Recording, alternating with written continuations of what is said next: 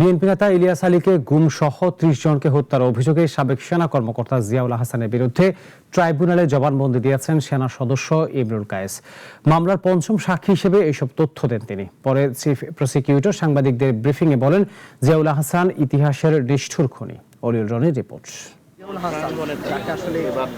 আওয়ামী লীগ সরকারের পতনের পর ১৬ আগস্ট গ্রেপ্তার হন আলোচিত সেনা কর্মকর্তা জিয়াউল আহসান। বলা হয়, র্যাবে দায়িত্ব পালনের সময় তার বিরুদ্ধে অসংখ্য গুম ও খুনের অভিযোগ রয়েছে। এসব ঘটনায় একাধিক মামলা হয় আন্তর্জাতিক অপরাধ ট্রাইব্যুনালে।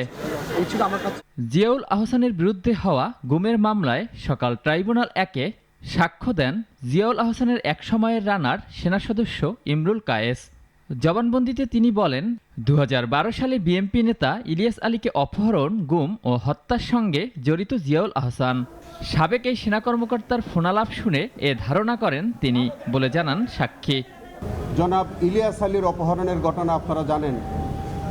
আজকের এই সাক্ষী থেকে আমাদের ইলিয়াস আলীকে অপহরণ এবং তাকে যে অন্তর্ধান করবার যে বর্ণনা, সেটাও এই সাক্ষীর মুখ থেকে আংশিক বেরিয়ে এসছে।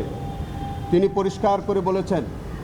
জবানবন্দিতে তিনি আরও বলেন, পিলখানা হত্যাকাণ্ডের পর ১২ বিডিআর সদস্যকে ইনজেকশন পুশ ও বুড়িগঙ্গা নদীতে নিয়ে গুলি করে হত্যা করেন জিয়াউল আহসান।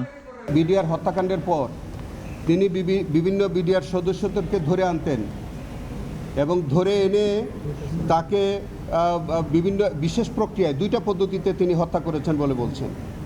একটা প্রক্রিয়ার কথা তিনি বলেছেন যে ইনজেকশন পুশ করে হত্যা করেছে, আরেকটা হচ্ছে গুলি করে নদীতে ফেলে দিতেন। এদিকে সাক্ষী ইমরুল কায়েসের জবানবন্দি বানোয়াট ও সাজানো দাবি করেন জিয়াউল হাসানের আইনজীবী। উনি যে কথাগুলো বলেছেন, এই কথাগুলো মুখস্থ কথা। আপনারা দেখবেন যে 161 যেটা পুলিশ কর্মকর্তার কাছে যে উনি জবানবন্দি দিয়েছেন, সেই জবানবন্দি একদম দাড়ি, কমা, সেমিকোলন সহ উনি কিন্তু বলে গেছেন।